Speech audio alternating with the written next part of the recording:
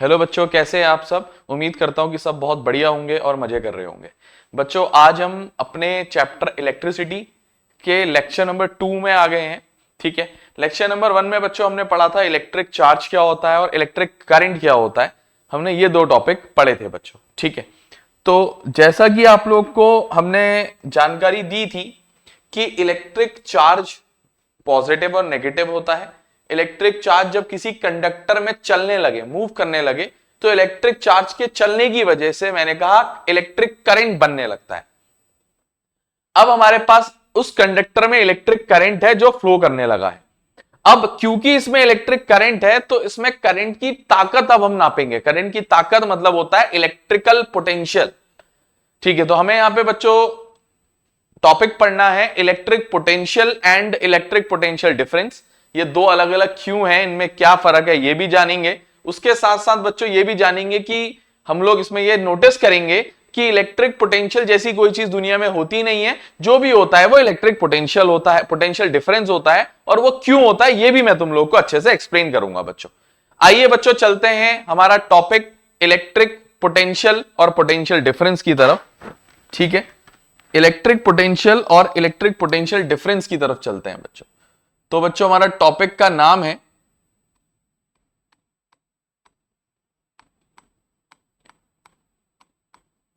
Electric potential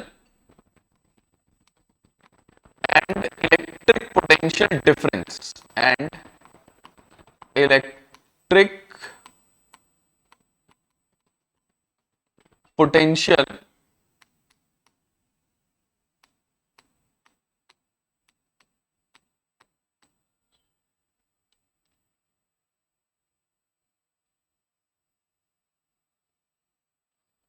ठीक है बच्चों, तो हमारे टॉपिक का नाम है बच्चों इलेक्ट्रिक पोटेंशियल और इलेक्ट्रिक पोटेंशियल डिफरेंस। बच्चों अब मेरी बात बहुत ध्यान से आप लोग समझोगे बच्चों। ठीक है, मैंने कहा इलेक्ट्रिक पोटेंशियल क्या होता है, तो मैंने कहा पहली डेफिनेशन मेरी इसी की रहेगी कि what is electric potential. Electric potential, ठीक है, इलेक्ट्रिक पोटेंशियल। मैंने कहा इलेक्ट्रिक पोटेंशियल को डिनोट करते हैं कैपिटल वी से। जैसे चार्ज को क्यू से दिखाते हैं, इलेक्ट्रिक करंट को आई से दिखाते हैं, ऐसी इसको कैपिटल वी से दिखाते हैं। ठीक है, मैंने कहा डिनोटेड बाय कैपिटल वी। मैंने कहा डिनोटेड बाय कैपिटल वी।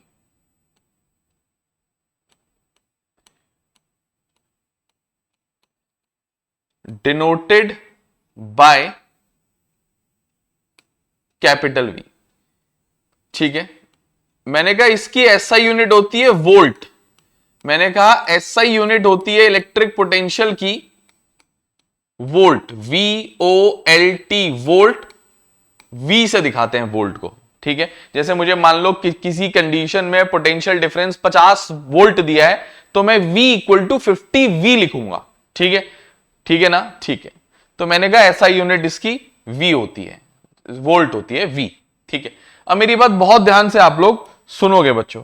मुझे अब जानना है इलेक्ट्रिक पोटेंशियल की डेफिनेशन। मैंने कहा इसकी डेफिनेशन जानने के लिए मुझे इलेक्ट्रिक पोटेंशियल मतलब करंट की ताकत के बारे में जानना है।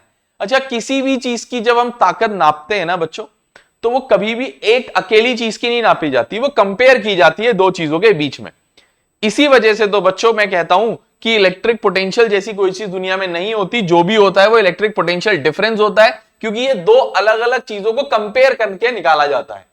इलेक्ट्रिक पोटेंशियल जैसा कुछ नहीं होता। ऑल्दो हम टॉपिक पढ़ रहे हैं, क्योंकि ये टॉपिक जो इलेक्ट्रिक पोटेंशियल डिफरेंस आया वो तभी आया जब इलेक्ट्रिक पोटेंशियल को समझा गया। ठीक है, तो जानते हैं बच्चों इलेक्ट्रिक पोटेंशियल की डेफिनेशन तक कैसे पहुंचा जा सकता है। मैंने कहा मान लीजिए मेरे पास एक ये कंडक्टर है, एक तार है बच्चों। मान लीजिए मेरे पास ये एक कंडक्टर है, तुम्हारे सामने हमने एक कंडक्टर रखा है बच्चों, एक तार रखी है, और कहीं आगे जाके कोई एक डैश डैश डैश डैश करके कहीं आगे जाके एक जगह है बच्चों इंफिनिटी। आगे जाके कहीं पे एक जगह है बच्चों इंफिनिटी, बहुत दूर है। मैं डिफाइन नहीं कर पा रहा हूं कहां पे, इसीलिए मैंने बहुत दूर है बोला है। ठीक है, मेरे को इसकी डेफिनेशन बनाने के लिए ये डायग्राम समझना बहुत जरूरी है। मैंने कहा जहां पे ये इंफिनिटी है, यहां पे एक चार्ज रख के आया हूं मैं, या चार्ज है वहां पे, पॉजिटिव चार्ज है, इसका कुछ नाम है, इस चार्ज का नाम है पॉजिटिव यूनिट टेस्ट चार्ज। इस चार्ज का नाम है, इस चार्ज का नाम है पॉजिटिव, सुनना ध्यान से, इस चार्ज का नाम है पॉजिटिव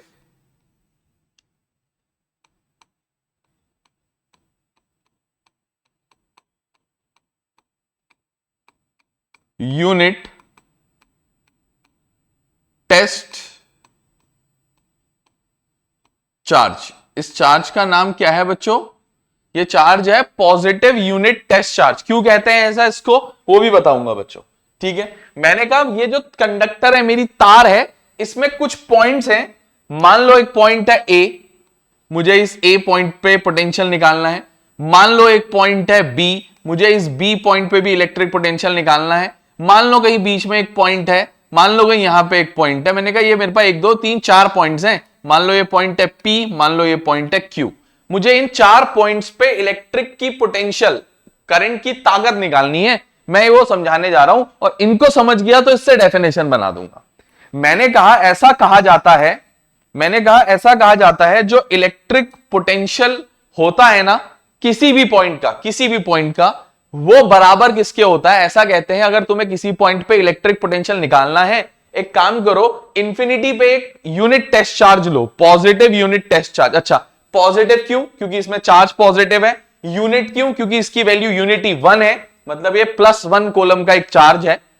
टेस्ट इसीलिए क्योंकि ये एक्सपेरिमेंट करने के काम आता है। डेफिनेशन बना रहे हैं तो एक्सपेरिमेंट करने के काम आता है, तो इसीलिए इसको क्या बोलते हैं बच्चों? इसको बोलते हैं हम लोग टेस्ट चार्ज। मैंने कहा इस चार्ज को, अगर मुझे ए पॉइंट पे पोटेंशियल नापनी है, तो इस चार्ज को उठाऊंगा, यहां से उठा के ए पॉइंट पे लेकर के जाऊंगा। यहां से इसको ए पॉइंट में लेकर के जाने में मुझे जितना वर्क डन करना पड़ेगा, यहां से इसको ए पॉइंट पे लेकर के जाने के लिए मुझे जितना वर्क डन करना पड़ेगा, वो ए पॉइंट का पोटेंशियल होगा VA। वो ए पॉइंट का पोटेंशियल होगा VA। किसी को कोई समस्या नहीं होनी चाहिए बच्चों। ठीक है, उसके बाद ऐसा कहा जाता है बच्चों, अगर मुझे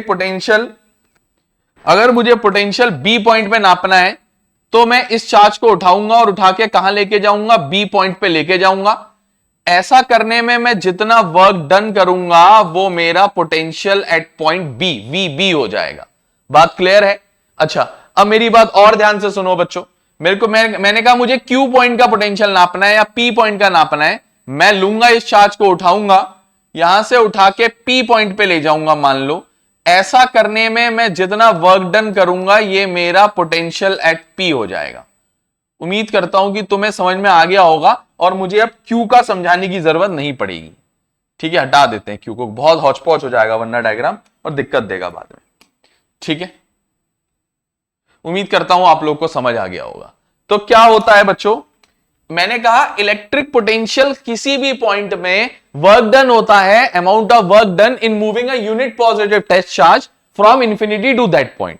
ठीक है, अच्छा देखो आप लोग एक बात यहां भी नोटिस कर रहे होंगे, मैंने थोड़ी देर पहले कहा था इलेक्ट्रिक पोटेंशियल मतलब करंट की ताकत, और करंट की ताकत कभी एक जगह, एक चीज की ताकत कभी नापी नहीं जा सकती। मैंने कहा तुम्हारी कितनी ताकत है, मैं उसको नापना चाह रहा हूं, तो कंपेयर करूंगा ना बच्चों, इससे इतनी ज्यादा है, इससे इतनी कम है। तो इसीलिए इलेक्ट्रिक पोटेंशियल जैसी कोई चीज होती नहीं दुनिया में, क्योंकि इलेक्ट्रिक पोटेंशियल सिर्फ एक जगह पे निकाली जाती है। और एक और बात देखो, आप लोग नोटिस कर पा रहे होंगे, एक जगह पे तो मैंने भी नहीं निकाली है, मैंने एक इमेजिनरी पॉइंट इंफिनिटी लेट तो किया है, तो मैं ए का निकालने के लिए इंफिनिटी का हेल्प ले रहा हूं, पी का निकालने के लिए इंफिनिटी की हेल्प ले रहा हूं। तो 2 जगह है ना, वहां से यहां ला रहा हूं उस चीज को, तो इसका मतलब है 2 पॉइंट के बीच में ही नापा जा सकता है इलेक्ट्रिक पोटेंशियल, वो इसीलिए उसको डिफरेंस कहते हैं हम लोग। ठीक है, तो फिलहाल मैं डेफिनेशन लिख रहा हूं, थ्योरेटिकली डेफिनेशन तो लिखनी पड़ती है। ठीक है, मैंने कहा electric potential at any point, सुनना बात ध्यान से, हम लोग फील करेंगे इस बात को। मैंने कहा electric potential at any point is defined as the amount of electric potential at any point is defined as the amount of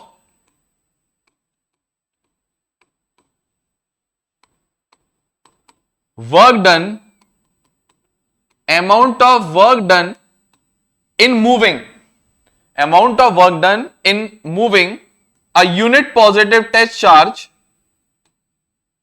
a unit positive test charge,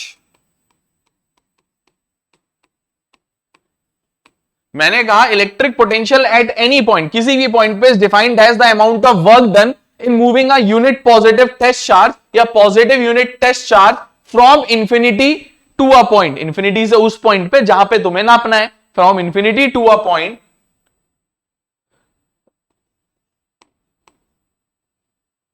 from infinity to a point at which electric potential is to be measured, जहां पे नापनी है, at which electric potential is to be measured. अब मेरी बात ध्यान से सुनना, मेरी बात बहुत ध्यान से सुनोगे, डेफिनेशन पूरी हो गई, दोबारा रिपीट करता हूं। मैंने कहा electric potential at any point is defined as the amount of work done in moving a unit positive test charge from infinity to a point at which electric potential is to be measured। बात समझते हो बच्चों, आप लोग सब बात समझते हो? ठीक है बच्चों, अब मेरी बात सुनोगे सारे स्टूडेंट्स। मैंने कहा इतना तो मुझे समझ आ गया है, इलेक्ट्रिक पोटेंशियल का मतलब तो मुझे समझ आ गया। मैंने कहा इलेक्ट्रिक पोटेंशियल डिफरेंस का भी मतलब यहीं पे निपटा देते हैं, ठीक है ना, फर्क समझ में आना चाहिए, ठीक है। मैंने कहा इलेक्ट्रिक पोटेंशियल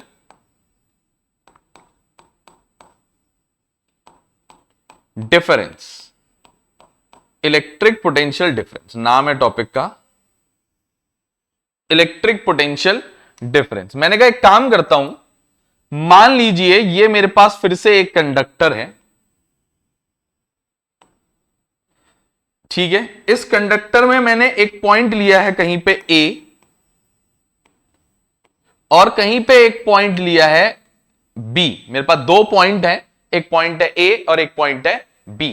मैंने कहा मान लो बी पॉइंट पे एक पॉजिटिव यूनिट टेस्ट चार्ज रखा हुआ है। मैंने कहा मान लो बी पॉइंट पे एक पॉजिटिव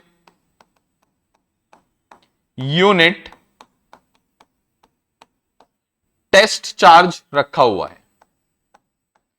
मैंने कहा मान लो बी पॉइंट पे एक पॉजिटिव यूनिट टेस्ट चार्ज रखा है और मुझे ए और बी के बीच का पोटेंशियल निकालना है, ए और बी के बीच का पोटेंशियल डिफरेंस निकालना है। बल्कि मैं क्या करूंगा बच्चों, मैं बी पॉइंट से इस चार्ज को उठाऊंगा, उठा के जिनके बीच का नापना है, बी और ए के बीच का नापना है, तो बी से उठा के ए पे ले जाऊंगा।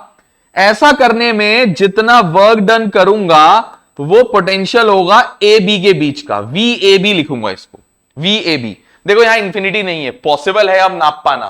देखो बी से, देखो ना यहां से चार्ज यहां जा सकता है ना, इंफिनिटी से कैसे लाओगे चार्ज को, पता ही नहीं है कहां है, वर्क डन कैसे कैलकुलेट करोगे, तो वो पॉसिबल नहीं होता। तो अगर तुम्हें मान लो यहां पे मैंने एक पॉइंट सी और बना दिया, मान लो यहां पे मैंने एक पॉइंट सी और बना दिया, बी और सी बी के बीच का इलेक्ट्रिक पोटेंशियल निकालना है, तो बी से उठा के सी पे ले जाऊंगा। ऐसा करने में जितना वर्क डन करूंगा वो सी बी के बीच का इलेक्ट्रिक पोटेंशियल डिफरेंस होगा। तो कुछ नहीं, डेफिनेशन यही लिखूंगा, इसमें जहां जहां पे इंफिनिटी है, इंफिनिटी से के बदले बिटवीन 2 पॉइंट्स आएगा, ठीक है, पहली बात, और इंफिनिटी नहीं आएगा, बी से आएगा, ठीक है। तो मैंने कहा डेफिनेशन लिख के दिखा देता हूं, मैं बहुत साफ सी क्लियर सी डेफिनेशन लिख दूंगा एक, ठीक है। उम्मीद करता हूं आप लोग समझोगे। मैंने कहा electric potential difference at any point नहीं, एट एनी पॉइंट नहीं, बिटवीन 2 पॉइंट्स आएगा यहां पे, ठीक है। मैंने कहा electric potential difference between 2 points, देखते हैं। मैंने कहा electric potential difference between 2 points, electric potential difference between 2 points is defined as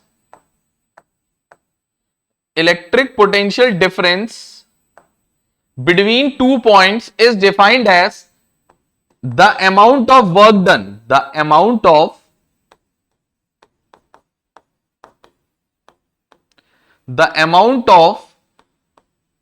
work done in moving a unit positive charge, in moving a unit positive test charge. कहां से कहां बच्चों? वहां लिखा था from infinity a point, from infinity to a point, यहां between those 2 points. कौन से दोस 2 पॉइंट्स? जिनके बीच में निकाल रहे हैं, बिटवीन 2 पॉइंट्स। ठीक है, तो in moving a unit positive test charge between those 2 points, those 2 points. उम्मीद करता हूं बात क्लियर होगी बच्चों, उम्मीद करता हूं बात क्लियर होगी। ठीक है, आप लोग डेफिनेशन पढ़ भी सकते हो चाहो तो, ठीक है ना। मैंने इसीलिए तुम लोग को कहा डेफिनेशन पढ़ो, ताकि तुम पढ़ इसको फील कर पाओ। अब मेरी बात सुनो बच्चों, मैंने कहा डेफिनेशन तो चलो ठीक है, डेफिनेशन तो चलो ठीक है। मैंने कहा इसको किससे डिनोट करते हैं? मैंने कहा सेम, मैंने कहा सेम, मैंने कहा डिनोटेड बाय, मैंने कहा डिनोटेड बाय V, और मैंने कहा SI यूनिट इसकी भी वोल्ट। मैंने कहा इलेक्ट्रिक पोटेंशियल तो नाप ही नहीं पाऊंगा मैं, कारण है होती नहीं है, लेकिन इलेक्ट्रिक पोटेंशियल डिफरेंस को मेजर करा जाता है यूजिंग, कल बताया था, इलेक्ट्रिक करंट को मेजर करने के लिए एक डिवाइस यूज होता है नोन एज एमीटर। तो आज बता रहे हैं इसको मेजर करने के लिए एक डिवाइस यूज होता है नोन एज वोल्टमीटर। तो measured electric potential difference is measured नापा जाता है using a device called voltmeter. किससे नापा जाता है इसको? एक डिवाइस की मदद से, जिसको वोल्टमीटर कहा जाता है। अच्छा जी, सर जी एक्सप्रेशन मतलब फॉर्मूला इसका कोई डिराइव कर दो। मैंने कहा बहुत आसान है इसका फॉर्मूला। मैंने कहा इलेक्ट्रिक पोटेंशियल को दिखाते हैं V से, और इलेक्ट्रिक पोटेंशियल होता क्या है? मैंने कहा वर्क डन होता है किस पे? एक यूनिट चार्ज पे। तो work done per unit charge electric potential difference का फॉर्मूला होता है। तो work done per unit charge W/Q। तो मैंने कहा इसका फॉर्मूला होता है V इक्वल टू W/Q। मैंने कहा इसका फॉर्मूला क्या होता है? V equal to W/Q, where V सबको पता है पोटेंशियल होता है, लेकिन W क्या है? Work done. W क्या है? Work done. उसके बाद Q क्या है? मैंने कहा Q है चार्ज। मैंने कहा Q क्या है? चार्ज है, चार्ज, इलेक्ट्रिकल चार्ज। ठीक है ना। तो ये इसका एक्सप्रेशन है जो तुम्हें याद होना चाहिए बच्चों, ये याद होना चाहिए, इंपॉर्टेंट एक्सप्रेशन है बहुत। ठीक है, बहुत इंपॉर्टेंट एक्सप्रेशन है। ठीक है ना। तो मैंने ये तुम्हें इलेक्ट्रिक पोटेंशियल और इलेक्ट्रिक पोटेंशियल डिफरेंस के बारे में कुछ बातें एक्सप्लेन की हैं। Please pause the video, please pause the video to note it down.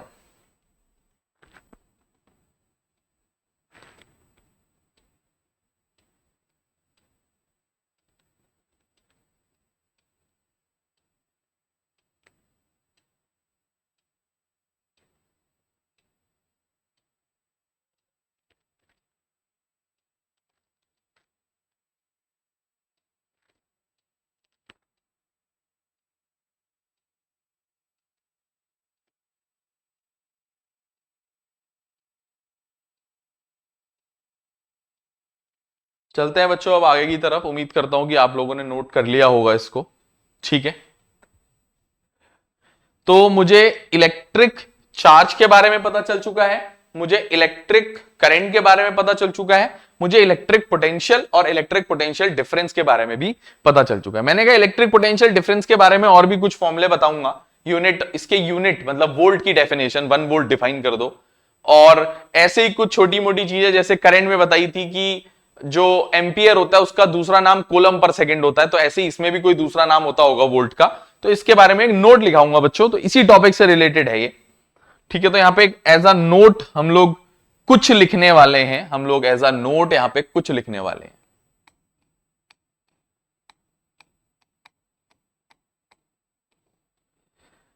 ठीक है, मैंने कहा क्या लिखने वाले हैं, मैंने कहा हम लोग लिखने वाले हैं कि we no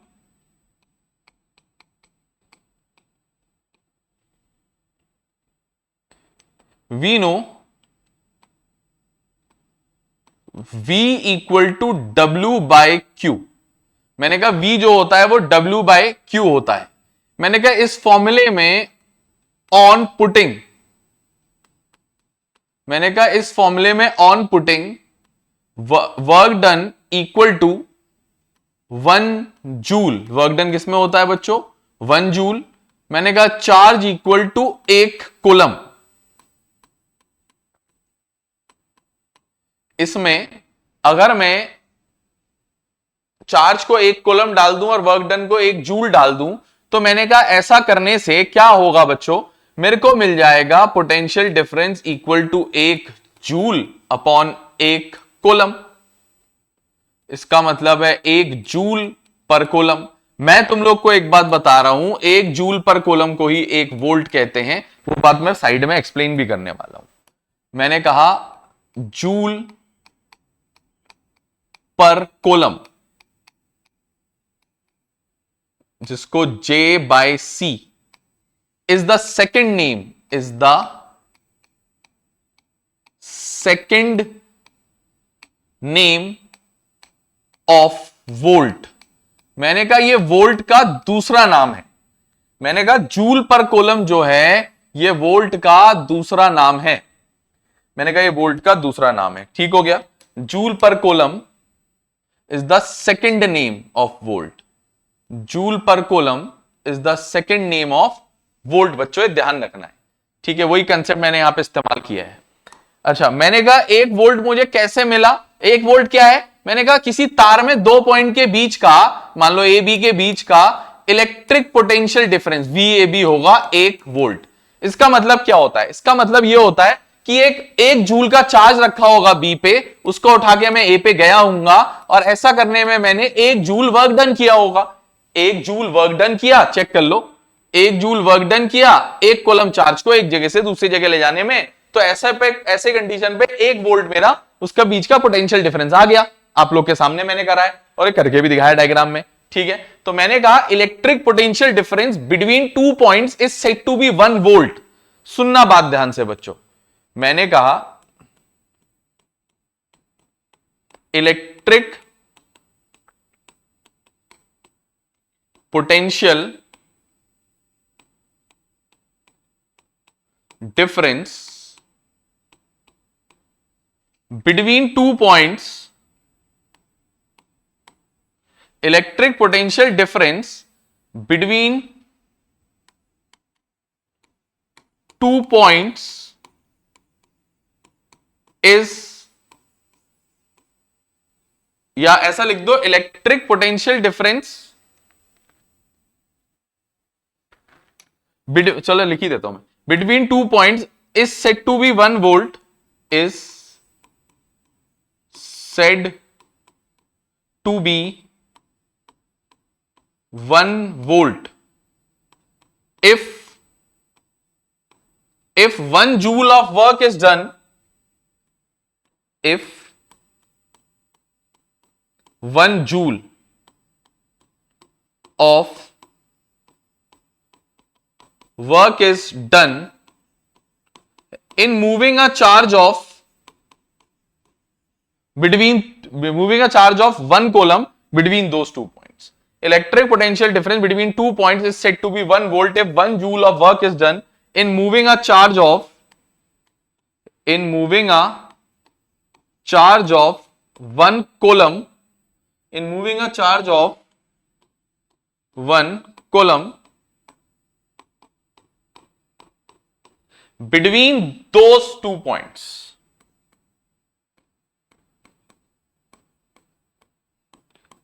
Between those two points. ठीक है, ये हो गया बच्चों मेरा एक किसकी, एक वोल्ट की डेफिनेशन है बच्चों। ये क्वेश्चन किसका आंसर है? मैंने कहा कभी ऐसा आ जाए कि डिफाइन 1 वोल्ट या define unit of electric potential difference, तो जाके ये आंसर लिखा जाएगा पूरा। ठीक है, और एक एक्स्ट्रा ज्ञानवर्धक बात बताई यहां पे हमने तुम्हें कि जूल पर कूलम जो होता है वो दूसरा नाम होता है वोल्ट का।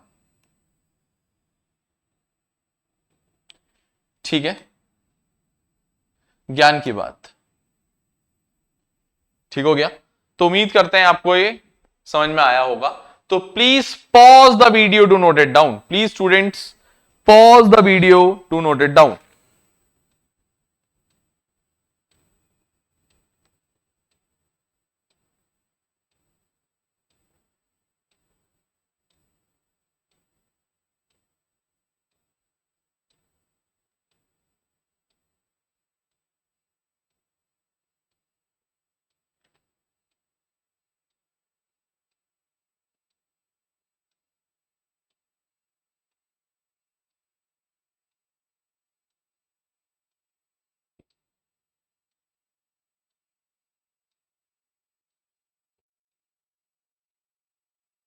चलो भाई आगे की तरफ चलते हैं।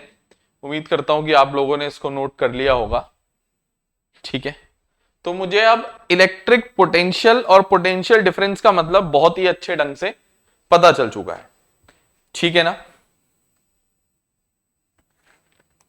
अब चल रहे हैं बच्चों हम लोग अपने नए टॉपिक की तरफ जिसका नाम है ओम्स लॉ।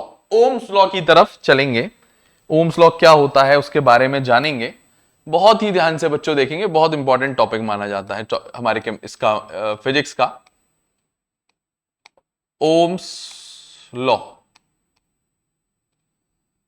ठीक है बच्चों, अगर तुम में से कोई भी बच्चे को ऑनलाइन या ऑफलाइन हमसे पढ़ना होता है तो प्लीज हमें वो कांटेक्ट कर सकता है बच्चों। ऑनलाइन या ऑफलाइन किसी भी मोड से हमसे पढ़ना होता है या पढ़ना चाहते हो तो हमसे कांटेक्ट कर सकते हो बच्चों।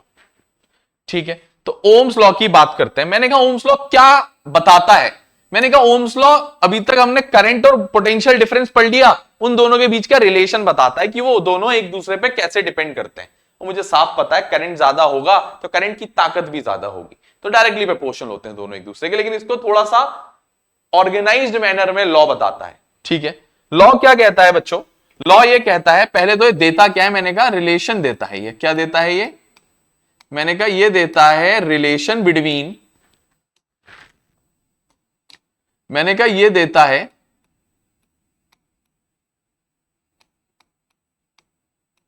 रिलेशनशिप बिटवीन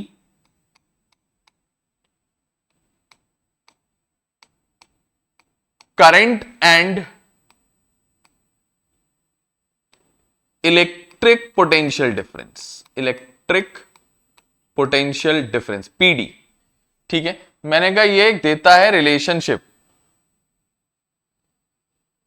करंट और इलेक्ट्रिक पोटेंशियल डिफरेंस के बीच का। ठीक है, मैंने कहा ये होता क्या है? मैंने कहा ये कहता है कि अगर कांस्टेंट टेम्परेचर है, टेम्परेचर कांस्टेंट इसकी शर्त है बच्चों। वैसे भी फिजिक्स के हर एक्सपेरिमेंट में टेम्परेचर कांस्टेंट लिया जाता है, मतलब टेम्परेचर बदलना नहीं चाहिए, सेम टेम्परेचर पे एक्सपेरिमेंट्स होते हैं। तो बच्चों ये क्या कहता है? ये कहता है कि किसी भी तार से जो अमाउंट ऑफ करंट फ्लो कर रहा है और जो पोटेंशियल डिफरेंस है वो दोनों एक दूसरे के डायरेक्टली प्रोपोर्शनल होते हैं। लेकिन यहां पे भी एक बहस का विषय बन जाता है कि क्या आई वी के डायरेक्टली प्रोपोर्शनल होगा या वी आई के डायरेक्टली प्रोपोर्शनल होगा। मैंने कहा यार आई कैसे वी पे डिपेंड कर सकता है, करंट पोटेंशियल पे कैसे डिपेंड करेगा? यार ऑब्वियस सी बात है ना, पोटेंशियल करंट पे डिपेंड करेगा। काहे काहे ऐसा काहे कहा जाता है ये समझाते हैं। ऐसा क्यों कहा जाता है बच्चों? ऐसा इसीलिए कहा जाता है क्योंकि बच्चों इलेक्ट्रिक करंट ही नहीं होगा तो पोटेंशियल कहां से होगा?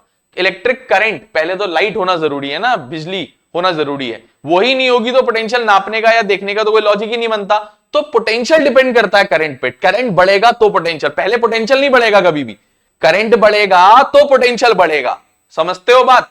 तो ये कहता है कि एट कांस्टेंट टेम्परेचर, क्या कहता है? ये कहता है at constant temperature at constant temperature the current flowing at constant temperature the current flowing through a conductor the current flowing through a conduct sorry elect potential difference directly पूछ रहा है, गलत लिख दिया हमने. At constant temperature the electric potential difference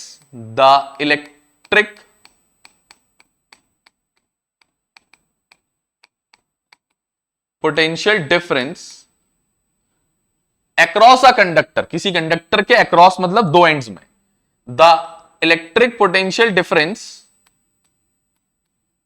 across, मैंने कहा at constant temperature the electric potential difference across the conductor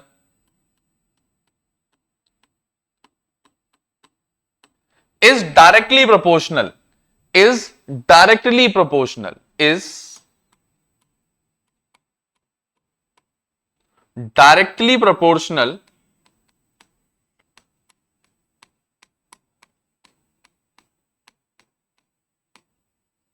to the current flowing through it, to the current flowing through it.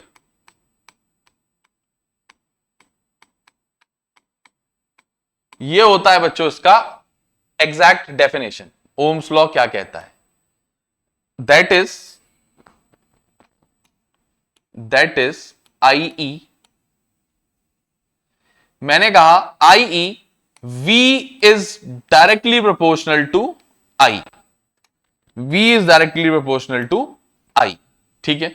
अच्छा, सबको जानकारी है जब ये डायरेक्टली प्रोपोर्शनल का sign हटता है तो उसके बदले एक कांस्टेंट आता है.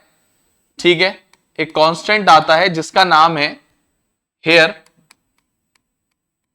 R इक्वल टू कांस्टेंट, एक कांस्टेंट है,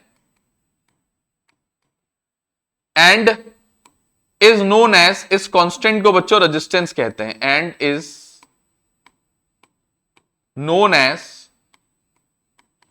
रेजिस्टेंस. अब बात आती है रेजिस्टेंस क्या होता है, अभी हमें नहीं जानना बच्चों, जब समय आएगा हम रेजिस्टेंस का मतलब भी जानेंगे. ठीक है, तो मैं इस फॉर्मूले को थोड़ा सा अच्छे से अरेंज करके लिखता हूं. मैं इसको लिखता हूं V इक्वल टू IR. बहुत फेमस फॉर्मूला है बच्चों, बहुत ज्यादा हमारे फिजिक्स में इस्तेमाल होता है, बहुत ही ज्यादा इस्तेमाल होता है बच्चों, बहुत ही ज्यादा, मजाक की बात नहीं है, बहुत ज्यादा इस्तेमाल होता है.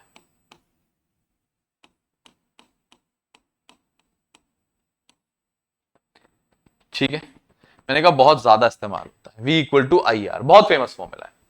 अच्छा, मैंने कहा एक चीज और हमें यहां पे जाननी होती है बच्चों, VI ग्राफ. उसके बारे में भी एक कंसेप्ट होता है VI graph. VI graph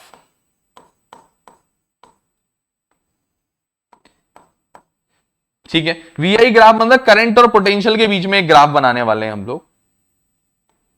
check कर लीजिए, चेक कर लो, मैं बना रहा हूं.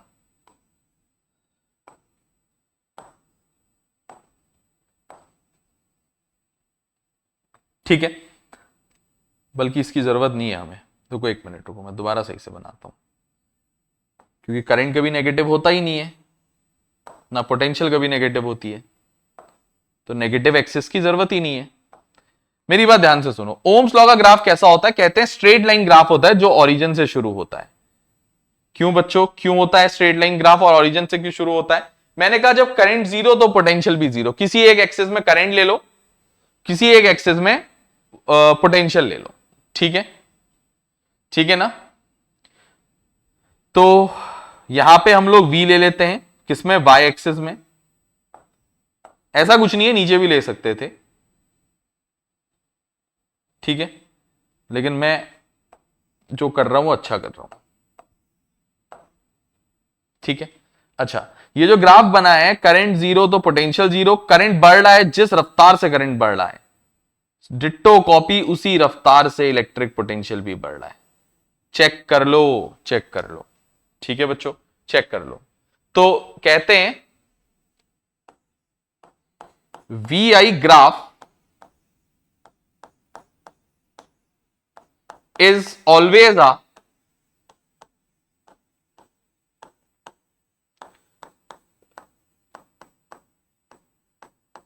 Straight line graph starting from the origin, origin से शुरू होता है।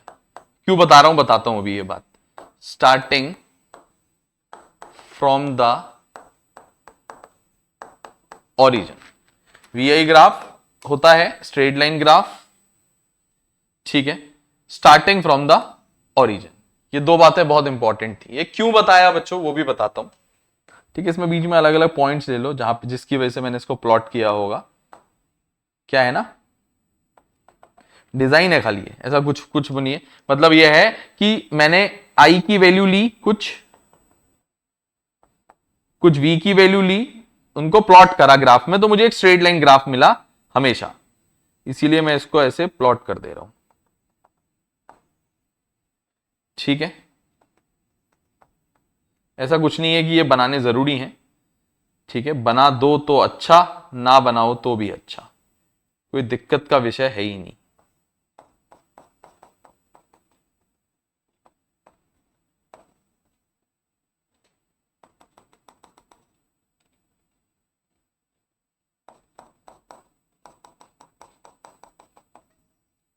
ठीक है, ये वीआई ग्राफ होता है ऐसा कुछ। अच्छा, क्यों पढ़ाया गया, मैंने कहा एग्जाम में कभी एमसीक्यू आ जाता है, इनमें से कौन सा ग्राफ वीआई ग्राफ है। एक तो ऐसा दिया होता है जो सही है बच्चों, बिल्कुल करेक्ट। दूसरा ग्राफ ना स्ट्रेट लाइन तो बनाते हैं लेकिन ओरिजिन से नहीं बनाते, कि इधर से या इधर से बनाते हैं। तीसरा, ओरिजिन से तो बनाते हैं लेकिन नेगेटिव एक्सेस में बना देते हैं, करंट और वोल्टेज कभी नेगेटिव नहीं होती। तो इसमें ऑप्शन ये टिक करा जाता है, एक में स्ट्रेट लाइन बना देंगे ऐसे करके। ये कहना चाहता है कि जो v, अगर v है और ये i है, तो अगर जो i बढ़ता जा रहा है लेकिन v कांस्टेंट रह रहा है, ऐसा कैसे हो जाएगा। करंट बढ़ेगा तो v भी बढ़ेगा, दोनों एक दूसरे के डायरेक्टली प्रोपोर्शनल है। करंट दुगना तो पोटेंशियल भी दुगना, ठीक है। हमेशा लेकिन करंट से कंपेयर करोगे, हाँ, पोटेंशियल को कभी करंट से, जो पोटेंशियल है उसको हमेशा करंट से कंपेयर करोगे, कभी भी करंट को पोटेंशियल से कंपेयर मत करना। ये मत कहना मैं पोटेंशियल दुगना कर दूंगा, नहीं कर पाओगे। करंट दुगना करोगे तो पोटेंशियल होगा, नहीं कर पाओगे, समझो बात, ठीक है। तो please pause the video to note it down. यहां से एक नया टॉपिक हमारा जन्म लेता है जिसका नाम रेजिस्टेंस है, जिसको हमें पढ़ना पड़ेगा, ठीक है। प्लीज बच्चों इसको नोट कर लो।